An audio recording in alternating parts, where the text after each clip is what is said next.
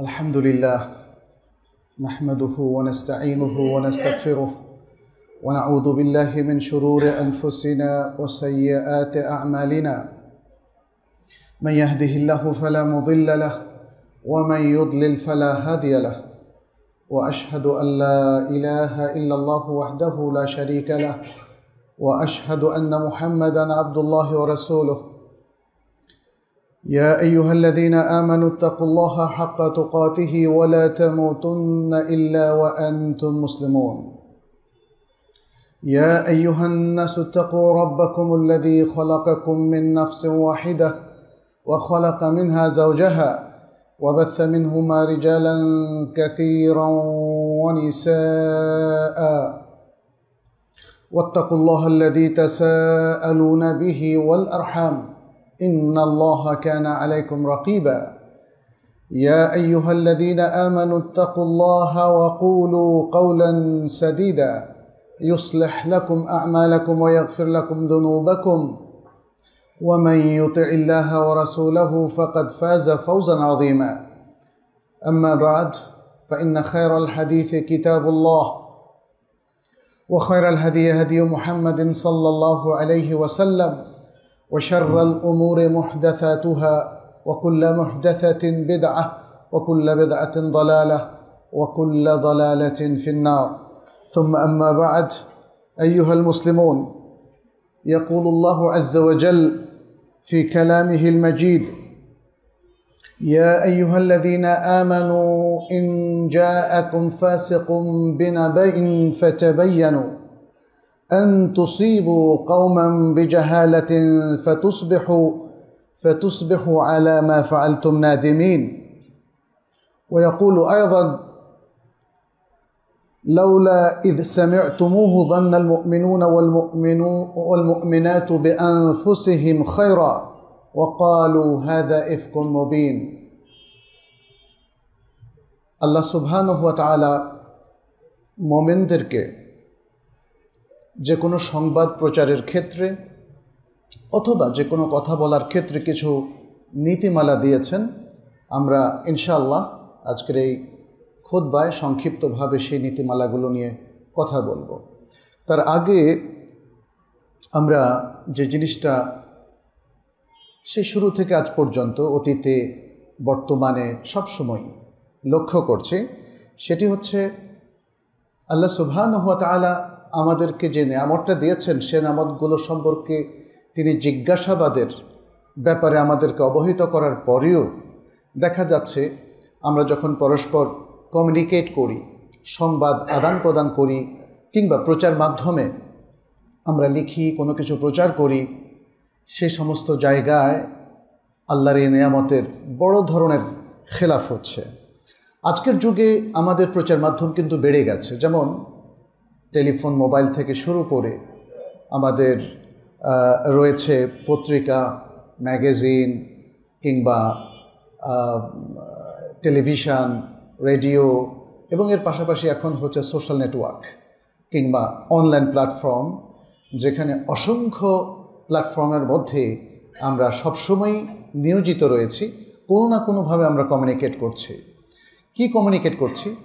আমরা আসলে কথা কিংবা সংবাদ একে অপরের কাছে পৌঁছাচ্ছি, কিন্তু এই পৌঁছানোর ক্ষেত্রে আমরা কি আল্লাহ সুবহানাহু ওয়া তাআলার দেয়া নীতিমালা অনুসরণ করছি কি না একটু ভেবে দেখা দরকার। আজকের পৃথিবীর যে প্রচার মাধ্যম এবং বিশেষ করে মুসলিম দেশগুলোর যে প্রচার মাধ্যম, সেখানে আমরা দেখতে পাচ্ছি এক বিভৎস অবস্থা।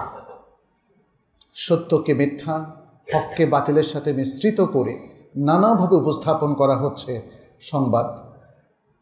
অথচ আল্লাহ সুবহানাহু ওয়া তাআলা সূরা বনী ইসরাঈলের মধ্যে স্পষ্ট করে ঘোষণা করেছেন, ইন্নাস সামআ ওয়াল বাসারা ওয়াল ফুআদা কুল্লু উলাইকা কানা আনহু মাসউলা।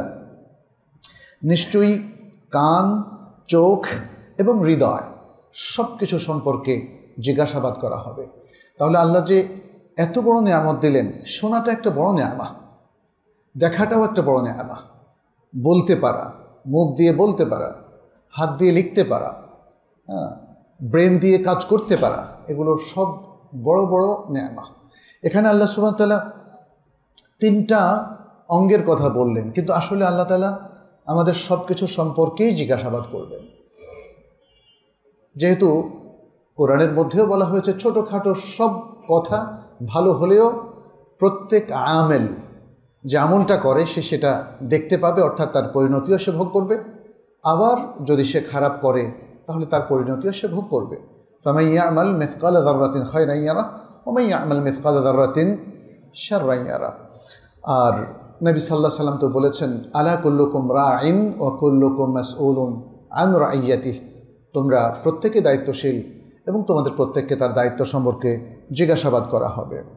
তাহলে আজকের যুগে আমরা সংবাদ মাধ্যমে যা কিছু দেখি এর জন্য শুধুমাত্র সংবাদ পাঠক বা পাঠিকা তাদেরকে দায়ী করা যাবে না। সবাই, আমরা যারা লিখছি, আমরা যারা শুনছি, আমরা যারা প্রচার করছি, আমরা যারা সংবাদ পরিবেশন করছি অথবা তথ্য পরিবেশন করছি, এই সকল তথ্যের জন্যে আমাদের প্রত্যেককেই আল্লাহ সুবহানাহু ওয়া তাআলা জিজ্ঞাসাবাদ করবেন। আমরা অধিকাংশ ক্ষেত্রেই দেখি মানুষ নানা কারণে মিথ্যার আশ্রয় নেয়, এবং এই ক্ষেত্রে যে ত্রুটিগুলো আমাদের হয় সেটা খুব লক্ষণীয়, এবং সেটা আমাদের আসলে একটু ভেবে দেখা দরকার, চিন্তা করা দরকার কী ধরনের ত্রুটি আমরা করে থাকি। প্রথম যে ত্রুটিটা করা হয় সেটা সরাসরি মিথ্যা বলা। যে কোনো তথ্যকে ভুল তথ্য হিসাবে, অর্থাৎ সঠিক তথ্য না দিয়ে মিথ্যা কথা বলা। এটা হতে পারে প্রচলিত কোনো ঘটনা সম্পর্কে, হতে পারে কোনো ব্যক্তি সম্পর্কে, হতে পারে কাউকে কোনো অপবাদ দেওয়ার সম্পর্কে। যে কোনো ক্ষেত্রে মিথ্যা কাকে বলে? যেটা প্রকৃত তথ্য নয়, তার বিপরীত অথবা তার বাইরের যে কোনো তথ্যই ওই বিষয়ের সংশ্লিষ্ট, সেটা হলো মিথ্যা। আর মিথ্যা সম্পর্কে তো আমরা রাসূল সাল্লাল্লাহু আলাইহি ওয়াসাল্লামের সে বিখ্যাত হাদিসটা জানি। তিনি যেখানে প্রবলভাবে নিষেধ করেছেন মিথ্যা কথা বলতে বা প্রচার করতে, ইয়াকুম ওয়াল কাযিব, সাবধান, তোমরা মিথ্যাকে পরিহার করবে। ফা ইন্নাল কাযিবা ইয়াহদি ইলাল ফুজুর, কারণ মিথ্যা অশ্লীলতার দিকে, ফুজুর এবং পাপের দিকে নিয়ে যায়। ওয়া ইন্নাল ফুজুরা ইয়াহদি ইলান নার, এবং ফুজুর মানুষকে জাহান্নামের দিকে নিয়ে যায়। এবং হাদিসের শেষে নবী সাল্লাল্লাহু আলাইহি ওয়াসাল্লাম আরও বলেছেন, মানুষ মিথ্যা বলতে থাকে, এভাবে মিথ্যা বলতে বলতে সে আল্লাহর কাছে কাযযাব হিসাবে পরিগণিত হয়। এটা বড়ই একটা ক্ষতির কারণ। যদি আমরা আল্লাহর কাছে মিথ্যা প্রমাণিত হয়ে যাই তাহলে নিস্তার পাওয়ার সুযোগটা খুবই সীমিত হয়ে পড়ে। আমরা সংবাদ পরিবেশনের ক্ষেত্রে আরও দেখি যে হক আর বাতিলের মিশ্রণ, সত্য আর মিথ্যার মিশ্রণ। সংবাদ প্রচার মাধ্যমগুলো থেকে আরম্ভ করে ব্যক্তিরাও এই ভুলটা করে থাকেন অথবা এই পাপটা করে থাকেন। কারণ পুরোপুরি মিথ্যা অনেক সময় গ্রহণযোগ্য নাও হতে পারে। ফলে মিথ্যা আর সত্যের একটা সংমিশ্রণ হলে তাহলে মানুষের কাছে সেটা অনেক সময় বিশ্বাসযোগ্য মনে হতে পারে। আর বিশ্বের যে প্রচার মাধ্যমগুলো আছে ইসলামের শত্রুদের, তারা এই বিষয়ে প্রচুর ট্রেনিং করে থাকে। অর্থাৎ একটা তথ্যকে, এমনকি সেটা যদি বাতিল হয়, মিথ্যা হয়, সেই তথ্যটাকে বিশ্বাসযোগ্য করার জন্য কতটা মুনশিয়ানার সাথে পরিবেশন করা যায়, তাই না? আমরা বিশ্বের অনেক প্রচার মাধ্যমগুলো দেখি, তারা এভাবে পরিবেশন করে। ফলে আমাদের সাধারণ এবং বিশেষ করে জ্ঞানী মুসলিমরাও বিভ্রান্ত হয়ে পড়ে। কোনটা যে সত্য আর কোনটা যে মিথ্যা, এটার মধ্যে তারা আর ফরক করতে পারে না। এটা হলো পরিবেশনকারীর দক্ষতার কারণে। কিন্তু মনে রাখতে হবে, খুব চমৎকারভাবে পরিবেশন করলেই কোনো তথ্য সত্য হয়ে যায় না, এটা মনে রাখতে হবে। এবং সত্য উদ্ঘাটনের আসলে যে দক্ষতা আল্লাহ সুবহানাহু ওয়া তাআলা মুমিনদের মধ্যে ইনকালকেট করতে বলেছেন, আসলে আমাদের সে অর্জনটাও নাই। আমরা নীতিমালার মধ্যে পাবো, যে আয়াতটা আমি শুরুতে পড়েছি সেটাও একটা পদ্ধতি। সত্য উদ্ঘাটনের জন্যে আসলে কোরআন সুন্নাহ ভিত্তিক দক্ষতা আমাদের যেমন লাগবে, আল কোরআন এবং সুন্নাহ ভিত্তিক নীতিমালাগুলোও আমাদের রপ্ত করতে হবে। তাহলেই তো একটা দক্ষতা অর্জন হয়। যদি কেউ কোনো মিথ্যা কথা বলেন, আপনি সেটাকে সত্য হিসাবে ধরে নেন, এটা আমাদের বড় ধরনের ব্যর্থতা। আচ্ছা, আরও যে ত্রুটিগুলো হয় আজকের সংবাদ পরিবেশন সংস্থাগুলো, তারা মনে করে সবার সমান অধিকার। আহলুল হকের যে অধিকার, আহলুল বাতিলেরও সে অধিকার। ফলে মুসলিমদের যে ইমান আকিদা ভিত্তিক তাদের যে এক্সপ্রেশনটা, সেটাকে তারা বায়াসড মনে করে। যেমন একটা ছোট্ট উদাহরণ দিই, যদি কোনো মুসলিম উহুদের যুদ্ধে অংশগ্রহণকারীদের সম্পর্কে বলে, যেমন বলে হামজা ইবনে আব্দুল মুত্তালিব রাদিয়াল্লাহু তাআলা আনহু ওয়া আবু জাহাল লাআনাহুল্লাহ, তখন দেখবেন যে আধুনিক প্রচার সংস্থাগুলো, বিশেষ করে পাশ্চাত্যের, তারা বলবে যে এটা বায়াসড। কারণ একজনকে আপনি লাআনাত করলেন, আরেকজনকে আপনি রাদিয়াল্লাহু বললেন।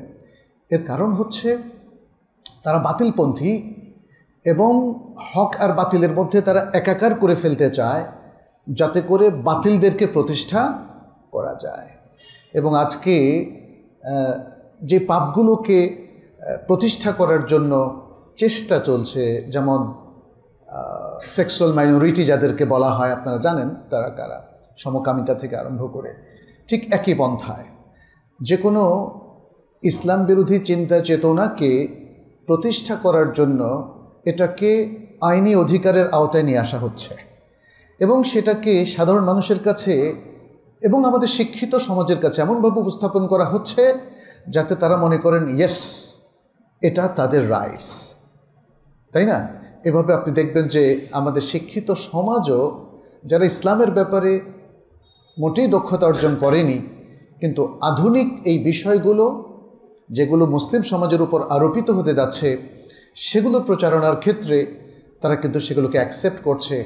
এই প্রচার মাধ্যমগুলোতে যখন সমতা বিধানের বা সাম্যের কথা বলা হচ্ছে বা সমান অধিকারের কথা বলা হচ্ছে, তখন মুসলিমদের এক শ্রেণীর মানুষ এটাকে অ্যাকসেপ্ট করছে।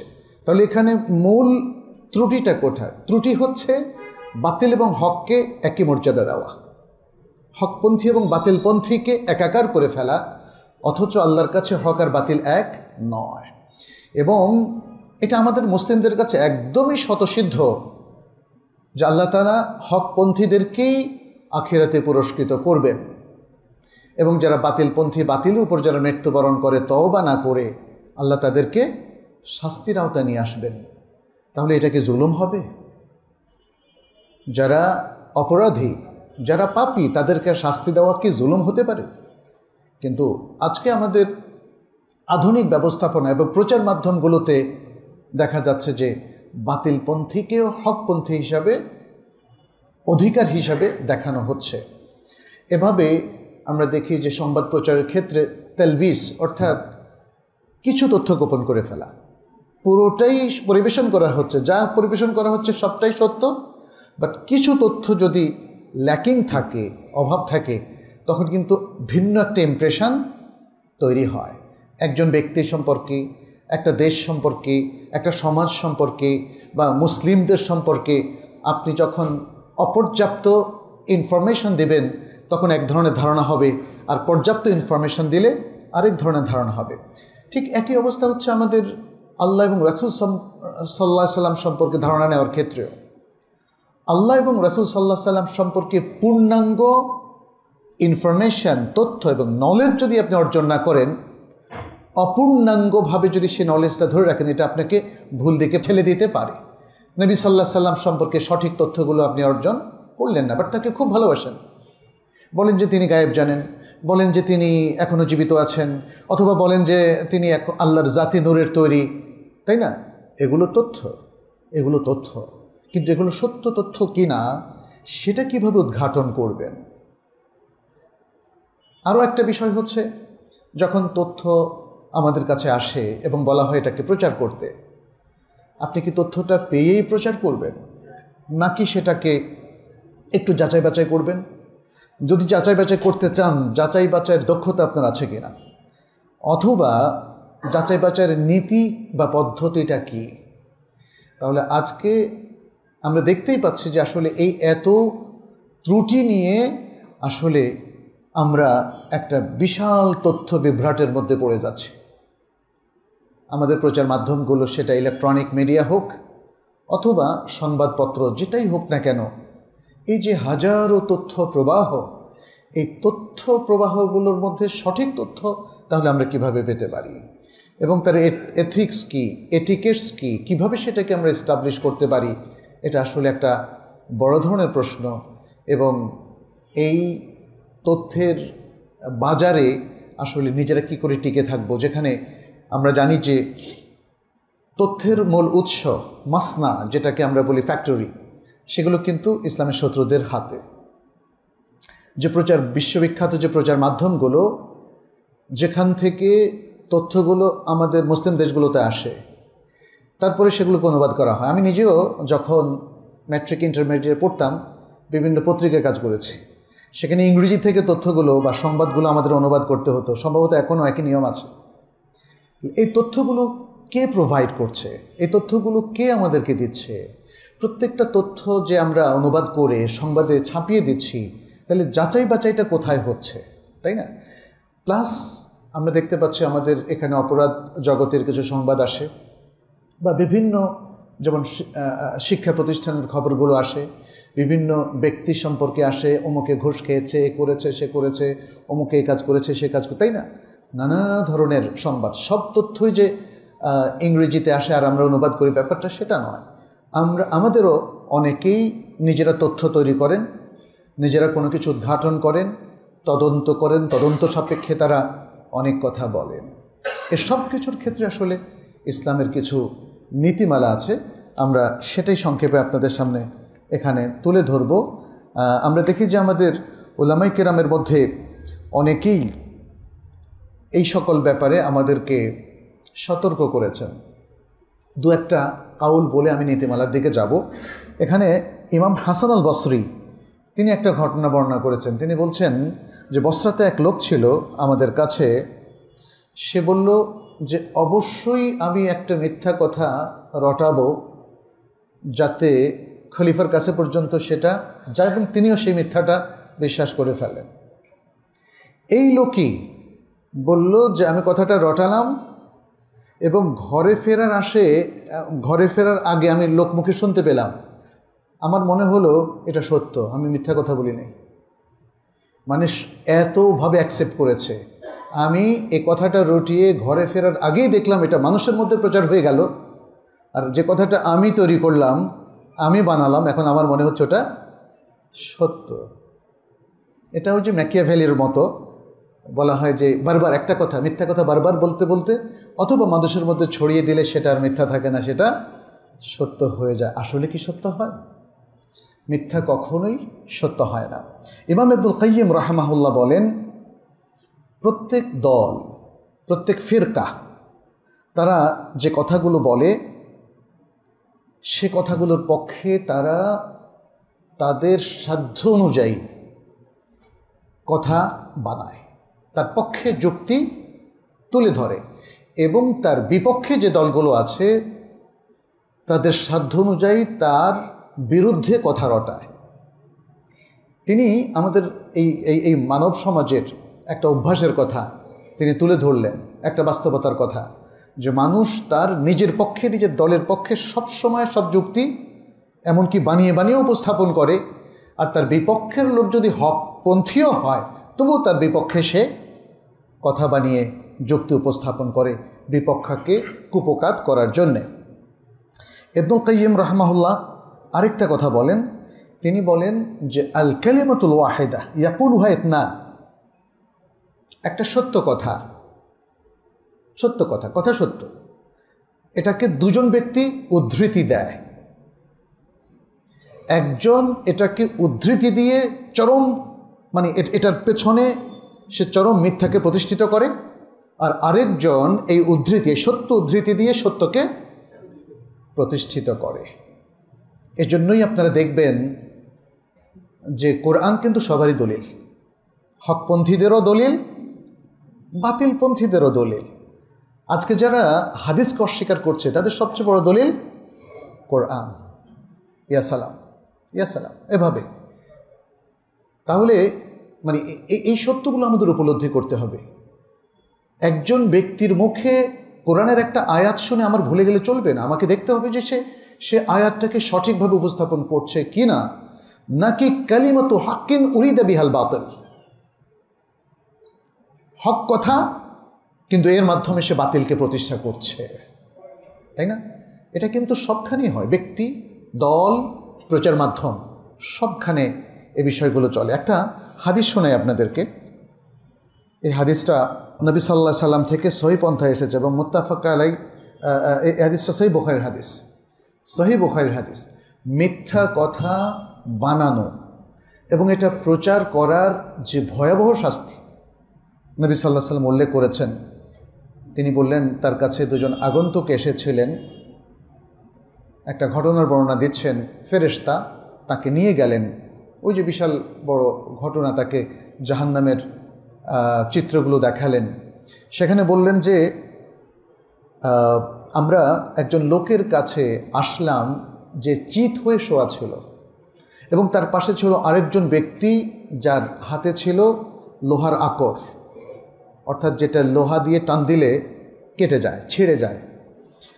তো সেই ব্যক্তি যার হাতে লোহার আকরটা ছিল, অস্ত্রটা ছিল, তিনি কি করলেন, প্রথমে তার মুখমণ্ডলের এক পাশ থেকে একদম পিছন পর্যন্ত টান দিয়ে এটাকে ফেড়ে ফেললেন এবং তারপরে তার নাসারন্ধ্র অর্থাৎ এই নাকের জায়গাটাও ছেড়ে ফেললেন একদম শেষ পর্যন্ত, এবং তার চোখের মানে এক পাশ থেকে আর কি চোখের অংশটা ছেড়ে ফেললেন।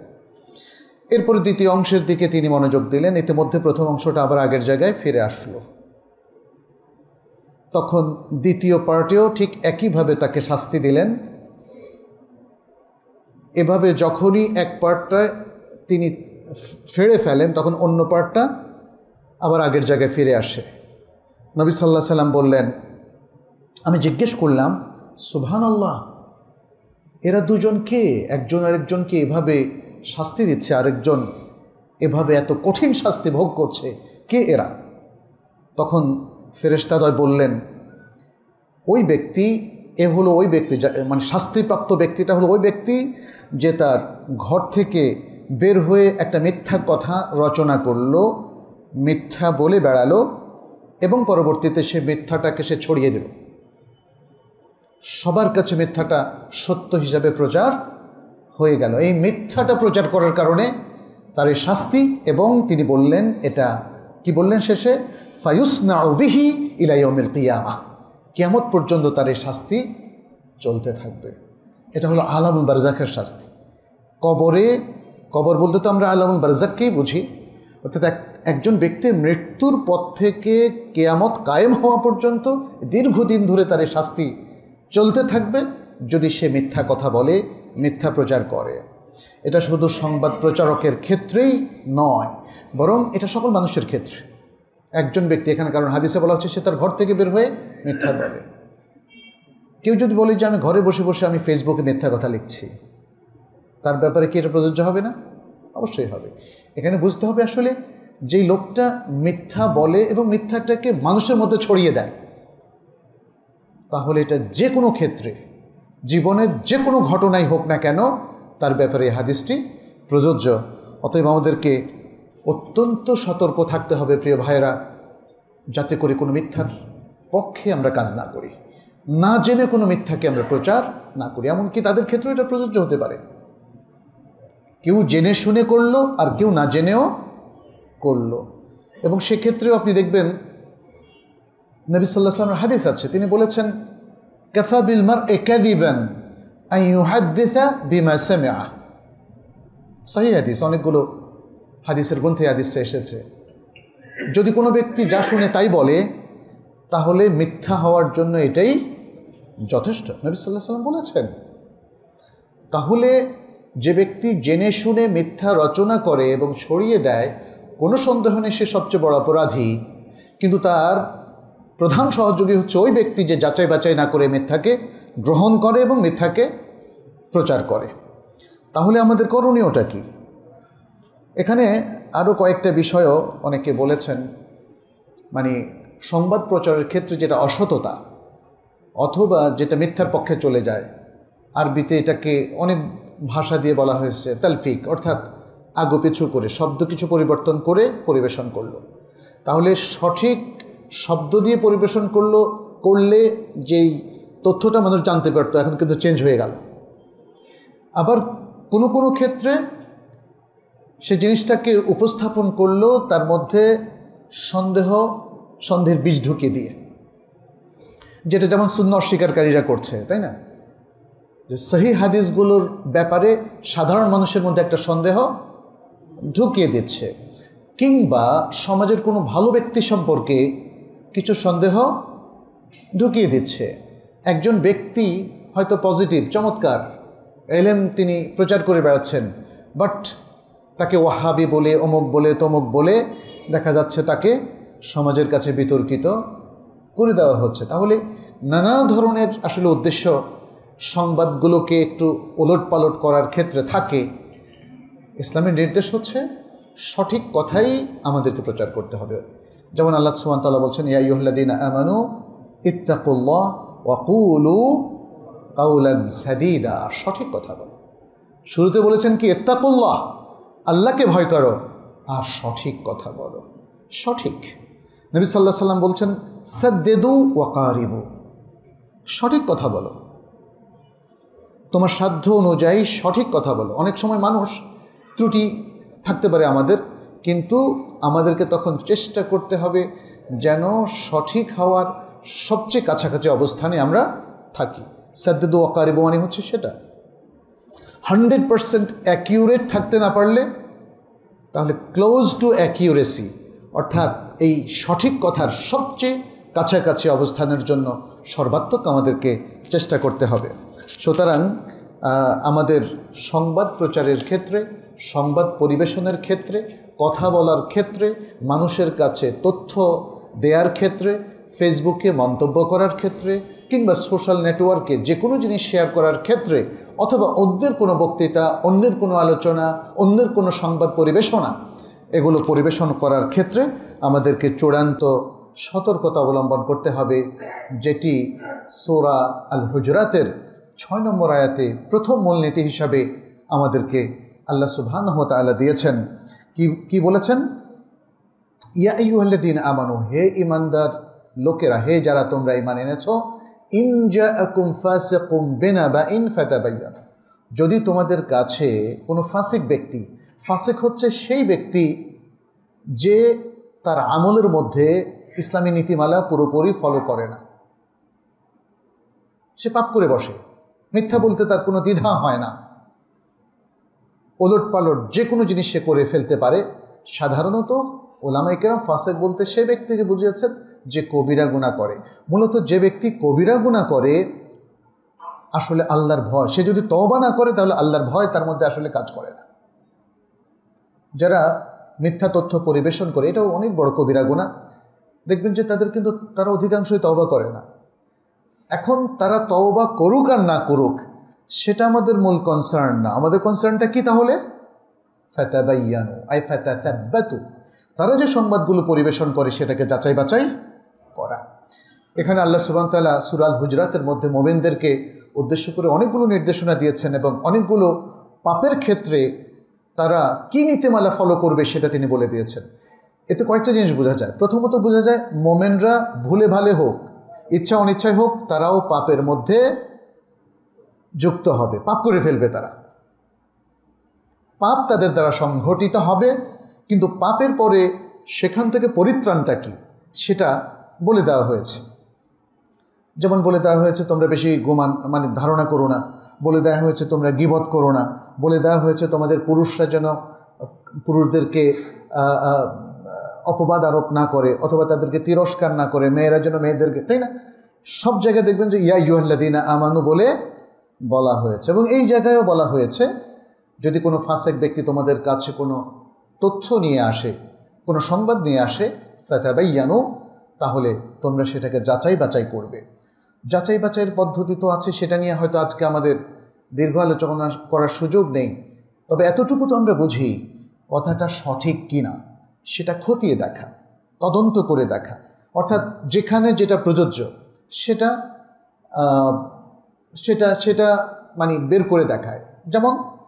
যেমন ধরেন, একটা তথ্য আমাকে দেওয়া হলো একজন ব্যক্তির সম্পর্কে, যে উনি এ কাজটা করেছেন, তাহলে কি আমার পক্ষে যদি সম্ভব হয় সে ব্যক্তির সাথে যোগাযোগ করে জেনে নেওয়া, ভাইজান আপনি কি এ কাজটা করেছেন, আপনার ব্যাপারে বলা হচ্ছে, তাহলে খতিয়ে দেখা হলো না? যদি যেমন ধরেন একজন ব্যক্তির একটা ত্রুটি, তাকে নসিহা না করে সরাসরি আমরা সংবাদে দিয়ে দিলাম, এক্ষেত্রেও তাকে জিজ্ঞেস করা যেতে পারে, অথবা তার যারা কাছের সাথী তাদেরকে জিজ্ঞেস করা যেতে পারে। এগুলো জাস্ট একটা কিছু উদাহরণ আমরা পেশ করলাম। এভাবে নানাভাবে এটাকে যাচাই বাছাই করা যেতে পারে। আল্লাহ সুবহানাহু ওয়া তাআলা কি বলছেন? যদি যাচাই বাছাই না করা হয়, তথ্যগুলো যেভাবে এসছে সেভাবেই পরিবেশন করা হয়, তাহলে তার পরিণতি এখানে তিনি তুলে ধরেছেন, আন তুসিবু কওমান বিজাহালাতিন, তাহলে তোমরা হয়তো না জেনে কোনো এক কওমকে তার উপর আক্রমণ করে বসবে। এটা হয়, তাই না? দেখা যাচ্ছে একজন ব্যক্তি আরেকজন ব্যক্তির সম্পর্কে কিছু অপবাদ আরোপ করলো, এই অপবাদ আরোপের কারণে এই অপবাদ যে সত্য নয় সেটা না জেনেই তিনি ওই ব্যক্তির উপর আক্রমণ করে বসলেন, ওই ব্যক্তির বিরুদ্ধে অনেক কথা লিখে ফেললেন, অথবা তাকে ফিজিক্যালি আক্রমণ করলেন। এই ঘটনাগুলো ঘটে না? ঘটে। আল্লাহ তাআলা সে কথা এখানে বললেন, আন তুসিবু কওমান বিজাহালাতিন ফাতুসবিহু আলা মা ফাআলতুম নাদিবিন, তাহলে তোমরা যা করে ফেললে তোমাদের এই কৃতকর্মের জন্য তোমরা অনুতপ্ত হবে। অনুতপ্ত হওয়ার আগেই তাহলে কি করতে হবে? যাচাই বাছাই করতে হবে। আচ্ছা, এখানে তাহলে এ থেকে আমরা বুঝলাম যে যিনি সংবাদ নিয়ে এসছেন তিনি আদেল কিনা, বিশ্বস্ত কিনা, তার আদালত আছে কিনা, এগুলো একটু আমাদেরকে খতিয়ে দেখতে হবে। আচ্ছা, এখানে ইমাম মালিক দেখেন একটা চমৎকার কথা বলেছেন ইন্না মিন শুয়ুখি মান আতলুবু মিনহু দুআ, ইন্না মিন শুয়ুখি মান আতলুবু মিনহু দুআ, আমার শাইখদের মধ্যে এমন কেউ আছেন যাদের কাছে আমি দোয়া চাই, ওয়ালা আকবালু রিওয়ায়াতাহু, কিন্তু তাদের রেওয়ায়ত আমি কবুল করি না। তাদের রেওয়ায়ত আমি কবুল করি না, কারণ রেওয়ায়ত কবুল করার জন্য সিকা হতে হবে, বিশ্বস্ত হতে হবে। রেওয়ায়ত কবুল করার জন্য আদেল হতে হবে। হয়তো তার কাছে আদালত এবং সিকার দৃষ্টিভঙ্গিতে তিনি উত্তীর্ণ নন, বাট তিনি একজন ভালো মানুষ। অতএব একজন ভালো মানুষ যাই বলেন তাই কি আমরা যাচাই বাছাই না করে গ্রহণ করব? বিশেষ করে দ্বীনের ব্যাপারে যদি হয়, আমাদের দেশের মানুষ কিন্তু অনেক সহজ সরল। একজন মানুষকে পছন্দ হয়ে গেছে, কারণ উনি যা বলেন সেটা অ্যাকসেপ্টেড, এতে কিন্তু দ্বীন বিপন্ন হয়ে যেতে পারে। দ্বীনের কথা গ্রহণ করতে হবে যারা বিশ্বস্ত এবং নির্ভরযোগ্য তাদের কাছ থেকে। আচ্ছা, অনেক সংবাদের মাধ্যমে আসলে কাউকে বিতর্কিত করার উদ্দেশ্য হতে পারে, এটা প্রচার মাধ্যমে হতে পারে, সোশ্যাল নেটওয়ার্কে হতে পারে। এগুলো আমাদেরকে বুঝতে হবে যে আসলে একটা সংবাদ পরিবেশনের মূল উদ্দেশ্যটা কি। তাহলে সে উদ্দেশ্য আগে, সে মোটিভটা আমাদের জানতে হবে এবং জেনে তারপরে তার ব্যাপারে আমাদের ব্যবস্থা গ্রহণ করতে হবে। এটা একটা নীতিমালা। আরেকটা হচ্ছে কোনো সংবাদ দেখা যাচ্ছে যে তার পরিণতি আমাদের সমাজের জন্য একটা বড় মুসিবত নিয়ে আসে, অথবা অর্থনৈতিক একটা বড় ক্ষতির মুখোমুখি করে।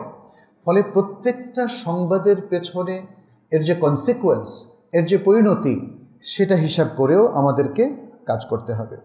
আচ্ছা, এর সাথে আমাদের সালাফের আরেকটা নীতিমালা আছে, সেটি হচ্ছে অনেক সময় আমাদের কাছে মনে হয় তথ্যটা সত্য, আমরা যাচাই করেও সত্য পেলাম, বাট এখানে বিচক্ষণতার প্রয়োজন।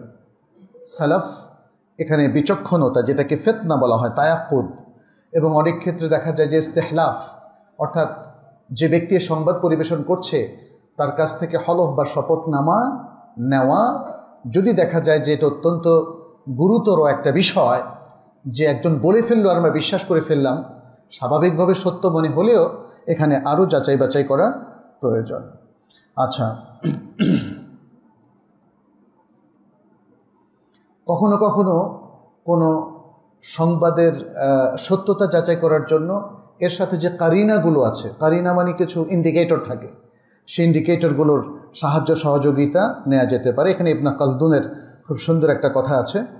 আর আরেকটা বিষয় হচ্ছে যেটা শরঈ নীতিমালা, সেটি হচ্ছে যখন কেউ কোনো গুজব ছড়িয়ে দেয়, সেই গুজবগুলো না ছড়ানো। কোরআনে আল্লাহ তাআলা এই ব্যাপারে নির্দেশ দিয়েছেন, বলেছেন ওয়াইদা জাআহুম আমরুম মিনাল আমনি আওয়াল খাউফি আযাউ বিহি, যখন তাদের কাছে নিরাপত্তা কিংবা ভয়ের কোনো সংবাদ আসে তখন তারা এটাকে প্রচার করে দেয়। ওয়ালাউ রুদ্দুহু ইলা রাসূলি ওয়া ইলা উলিল আমরি মিনহুম, যদি তারা সেটা রাসূলের কাছে এবং উলুল আমর তথা মুসলিম শাসকদের কাছে অর্পণ করতো লা আলিমাহুল্লাযিনা ইয়াস্তামবিতুনাহু মিনহু, তাহলে তাদের মধ্যে যারা উদ্ভাবনী ক্ষমতার অধিকারী উলামায়ে কেরাম তারা সেটাকে জানতে পারত। তার মানে হচ্ছে এভাবে যে কোনো গুজব শুনে মাত্র সেটা ছড়িয়ে দেওয়া, এটা ইসলামী নীতিমালার মধ্যে পড়ে না। কিন্তু আজকাল মুসলিম সমাজে ভাইরাল থেকে কি বোঝা যায়? গুজবে সবাই কান দেয় এবং সেটাকে ভাইরাল করে ফেলে। অতএব সেটা থেকে আমাদেরকে উঠে আসতে হবে। সংবাদ পরিবেশনার ক্ষেত্রে বেশ কিছু লঙ্ঘন আমরা দেখি আমাদের প্রচার মাধ্যমগুলোতে। এটা হয়তো ব্যক্তির সাথে সংশ্লিষ্ট নাও হতে পারে। সেটি হচ্ছে তাবাররুজ, মেয়েদেরকে সাজিয়ে এবং তাদের মাধ্যমে সংবাদ পরিবেশন করা, তারপরে মেয়েদেরকে খোলামেলা পোশাকে তাদেরকে নিয়ে আসা, অথবা পাশ্চাত্য ধাঁচের মডেলে সংবাদগুলো পরিবেশন করা। অনেকে ব্যক্তিগতভাবেও সেটা করেন, নিজেরা ইউটিউব চ্যানেল খুলে সে কাজটা করেন। এই জায়গায় আমাদেরকে সাবধান হতে হবে। মনে রাখবেন, শুধু মিথ্যা রচনাই একমাত্র অপরাধ না, তাবাররুজ মেয়েদের ক্ষেত্রে। এবং মেয়েদেরকে যারা সংবাদ সংস্থাগুলোর মালিক, মুসলিম মালিকদের কথা বলছি, তারা মেয়েদেরকে যদি এভাবে নিয়ে আসেন এবং ইসলামের বিশাল একটা পর্দার লঙ্ঘন হয়ে থাকে, তাহলে এটাও গুরুতর পাপ। আর যে সকল মহিলারা হিজাব করে সংবাদ পরিবেশন করে, তাদের প্রতি আমাদের নাসিহা, তারা যেন সারা পৃথিবীর সকল পুরুষের সামনে ইভেন হিজাব করেও আসাটা তাদের জন্য শরিয়াসম্মত নয়। এই বিষয়গুলো আমাদেরকে মনে রাখতে হবে। আজকের এই সংক্ষিপ্ত খুতবায় আমি আপনাদের সে দৃষ্টি আকর্ষণ করছি। আর পাশাপাশি প্রচার মাধ্যমে যে সমস্ত নাটিকা কিংবা আরও অন্যান্য শিক্ষামূলক জিনিস প্রচার হয়, সেটাও এক ধরনের সংবাদ, মানুষকে মোটিভেট করা। এই সমস্ত ক্ষেত্রে ইসলামের এই নীতিমালাগুলো অনুসরণ করার জন্য আমরা সবাইকে নাসিহা করছি। আল্লাহ যেন আমাদের সবাইকে তৌফিক দান করেন, আমাদের ভুল বিভ্রান্তি এবং শরিয়া লঙ্ঘন থেকে আমাদেরকে উদ্ধার করেন, আমাদের সকল মুসলিম ভাই বোনদেরকে, আমাদের দেশকে, আমাদের নেতৃবৃন্দকে এবং এই সমাজের যারা সংবাদ পরিবেশনের দায়িত্বে কিংবা যে কোনো টিভি চ্যানেল, ইউটিউব চ্যানেল, ফেসবুকের বিভিন্ন পেজের দায়িত্ব যারা পালন করছেন, আমাদের সকলকে আল্লাহ তাআলা যেন ইসলামের এই নীতিমালা অনুসরণ করে চলার তৌফিক দান করেন। আকুলু কাউলি হাদা ওয়া আস্তাগফিরুল্লাহ লি ওয়া লাকুম ওয়া লিসাইরিল মুসলিমিন ফাস্তাগফিরুহু ইন্নাহু হুয়াল গফুরুর রহিম। আলহামদুলিল্লাহি রাব্বিল আলামিন ওয়াল আকিবাতু লিল মুত্তাকিন والصلاة والسلام على نبينا محمد وعلى آله وأصحابه أجمعين. أما بعد، أيها المسلمون، يقول رسول الله صلى الله عليه وسلم في الحديث المتفق عليه: إن الله لا يقبض العلم انتزاعا ينتزعه من العباد، ولكن يقبض العلم بقبض العلماء حتى إذا لم يبق عالما اتخذ الناس رؤوسا جهالا فسئلوا فأفتوا فضلوا وأضلوا। হাদিসের অর্থ হচ্ছে, আল্লাহ সুবহানাহু ওয়া তাআলা তিনি পৃথিবী থেকে ইলমকে কবজ করে উঠিয়ে নিয়ে যান না, বরং তিনি উলামায়ে কেরামের মৃত্যুর মাধ্যমে ইলম উঠিয়ে নেন। এমনকি এভাবে যখন আর কোনো আলেম বাকি না থাকে, তখন সাধারণ মানুষ জাহেল মানুষদেরকে তাদের নেতা হিসাবে গ্রহণ করে। আর এই জাহেল মানুষদেরকে তখন প্রশ্ন করা হয়, তারা ভুল ফতোয়া দেয়, নিজেরাও ভ্রষ্ট হয়, অন্যকেও ভ্রষ্ট করে। মূলত এটা দিয়ে রাসূল সাল্লাল্লাহু আলাইহি ওয়াসাল্লাম বোঝাতে চাচ্ছেন দুটো জিনিস। এক, আলেমগণের চলে যাওয়া এবং মৃত্যু, এ ব্যাপারে যেন আমরা সতর্ক হই এবং তাদের চলে যাওয়ার মধ্য দিয়েই যেন আলেমদের সিলসিলা বন্ধ না হয়ে যায়। আমরা যেন আরও আলেম প্রডিউস করি, আলেম তৈরি হওয়ার মতো আয়োজন যেন আমাদের থাকে। যারা চলে গিয়েছেন তাদের জন্য যেন আমরা দোয়া করি। আর পরবর্তীতে যারা আছে তাদের মধ্যে জাহেলদেরকে যেন আমরা নেতা নির্বাচন না করি। আমরা জানি যে ইতিমধ্যে বিশ্ববরণ্য আরেকজন আলেম তিনি আল্লাহর সান্নিধ্যে চলে গেছেন, আমাদের মদিনা বিশ্ববিদ্যালয়ের বিখ্যাত এক আলেম প্রফেসর ডক্টর রবি বিন হাদি বিন মোহাম্মদ উমাইর আল মাদখালি রাহিমাহুল্লাহ। একটা জিনিস দুঃখের সাথে বলতে হয়, যারা কোরআন এবং সুন্নাহর দীর্ঘ খেদমত করেছেন তাদের নামে মানুষ গালি তৈরি করে। ইন্না লিল্লাহি ওয়া ইন্না ইলাইহি রাজিউন। যুগশ্রেষ্ঠ আরেকজন আলেম ছিলেন শেখ মোহাম্মদ বিন আব্দুল ওয়াহাব। আমরা জানি ওয়াহাব এটা তো আল্লাহরই নাম, কিন্তু ওয়াহাবি বলে কিছু মানুষ আক্রমণাত্মকভাবে গালি দিচ্ছে, এটা খুবই দুঃখজনক। আমি নাসিহা করব, আমাদের মুসলিম উম্মার যে যেখানেই আছেন না কেন, মানুষের ভুল থাকতে পারে, যে কোনো বড় আলেমেরও ভুল থাকতে পারে, ইমামেরও ভুল থাকতে পারে, কিন্তু তাদের বিশেষ করে যারা উত্তীর্ণ ইমাম, এটা প্রমাণিত যে তারা তাওহীদের পক্ষে ছিলেন, কোরআন সুন্নাহর সঠিক ইলম যারা প্রচার করেছেন, তাদের নামে কোনো গালি যেন না দেওয়া হয়। অতীতের যত ওলামায়ে কেরাম চলে গিয়েছেন, আল্লাহর সান্নিধ্যে মৃত্যুবরণ করেছেন, আমরা সবার জন্য দোয়া করি। এমনকি যে কোনো মাযহাবে তারা হন না কেন, যদি তারা কোরআন সুন্নাহর উপর থেকে থাকেন, মৃত্যু হয়ে থাকে, সবার জন্য আমরা দোয়া করছি, আল্লাহ যেন তাদেরকে ক্ষমা করে দেয়। আর আমরা প্রত্যেকেই যেন ওলামাদের সম্মান করি, তাদেরকে ঘাটতি না করি, তাদের জন্য দোয়া করি, এবং আমাদের প্রজন্মে যেন অনেক ভালো আলেম তৈরি হয়, যাতে এলেমের ঘাটতিটা না হয়, সেই জন্য আমরা চেষ্টা করি। আমরা যেন মূর্খতা থেকে এবং মূর্খতাপূর্ণ আচরণ থেকে নিজেদেরকে রক্ষা করতে পারি। আল্লাহুম্মা আমিন ইয়া রাব্বাল আলামিন। আমাদের মধ্যে অনেকে অসুস্থ, আমরা তাদের জন্য দোয়া করছি, আল্লাহ যেন তাদেরকে সুস্থ করে দেন। আমাদের প্রিয় একজন ভাই, যিনি আপনাদেরই এখানে খুতবা দেন, প্রফেসর ডক্টর মোহাম্মদ সাইফুল্লাহ, তিনিও অসুস্থ, আমরা তার জন্য দোয়া করি, আল্লাহ যেন তাকেও সুস্থ করে দেন। পাশাপাশি আমাদের পরিচিত আরও যারা অসুস্থ আছেন, তাদের সবাইকে যেন আল্লাহ তাআলা সুস্থ করে দেন, সে দোয়া করছি। যারা বিপদগ্রস্ত আছেন, আল্লাহ যেন তাদেরকে বিপদ থেকে এবং তাদের সকল সমস্যা থেকে তাদেরকে উদ্ধার করেন। আমাদের যে সকল প্রিয়জন মারা গিয়েছেন, প্রিয় মুসলিম ভাইরা মারা গিয়েছেন, অথবা ইসলামের শত্রুদের হাতে যারা শাহাদাত বরণ করেছেন, আল্লাহ যেন তাদের সকলকে জান্নাতুল ফেরদাউস নসিব করেন, এবং নির্যাতিত সকল মুসলিমের আল্লাহ যেন সহায়তা দেন, জুলুম নির্যাতন থেকে তাদেরকে উদ্ধার করেন। আমরা আজকের এই খুতবায় তাদের সবার জন্য দোয়া করছি। আর ইতিমধ্যে আপনারা জানতে পেরেছেন, আবারও বন্যা দেখা দিয়েছে বাংলাদেশের বিভিন্ন জেলায়। আমরা প্রথমত দোয়া করব, আল্লাহ যেন খুব দ্রুত এই প্রাকৃতিক দুর্যোগ উঠিয়ে নেন, এবং যারা এই দুর্যোগে পতিত হয়েছে, আল্লাহ যেন তাদেরকেও সহায়তা দেন, তাদের সহায় হন। আমরাও যারা আছি এই ঢাকা শহরে কিংবা ভালো আছি, তারা যেন তাদের প্রতি সাহায্যের হাত বাড়িয়ে দেই। প্রতি বছরের মতো এবারও মসজিদ সিদ্দিক আশা করছি যে এই ব্যাপারে ব্যবস্থা নেবে, আমাদের সবার সাহায্যের হাত আমরা এই ক্ষেত্রে যেন বাড়িয়ে দেই। আল্লাহ আমাদের সবাইকে তৌফিক দান করুন। হাদা ওয়াসাল্লু ওয়াসাল্লিমু আলা নবিয়িনা মুহাম্মদ। ফাকাদ ক্বালা আল্লাহু সুবহানাহু ইন্নাল্লাহা ওয়া মালাইকাতাহু ইউসাল্লুনা আলান নবী ইয়া আইয়ুহাল্লাযীনা আমানু সাল্লু আলাইহি ওয়া সাল্লিমু তাসলিমা। وقال النبي صلى الله عليه وسلم من صلى علي مرة صلى الله عليه بها 10. اللهم صل وسلم وبارك وأنعم على نبينا محمد، وارض اللهم عن الخلفاء الراشدين وعن الصحابة أجمعين وعنا معهم بعفوك وكرمك يا أكرم الأكرمين. اللهم أعز الإسلام والمسلمين، اللهم أعز الإسلام والمسلمين، اللهم انصر الإسلام والمسلمين في كل مكان يا رب العالمين. تقبل منا إنك أنت السميع العليم، وتب علينا إنك أنت التواب الرحيم. اللهم انصر إخواننا في فلسطين وفي كشمير وفي الهند وفي كل العالم يا رب العالمين. اللهم عليك بأعدائك أعداء الدين، أعداء الإسلام والمسلمين يا رب العالمين.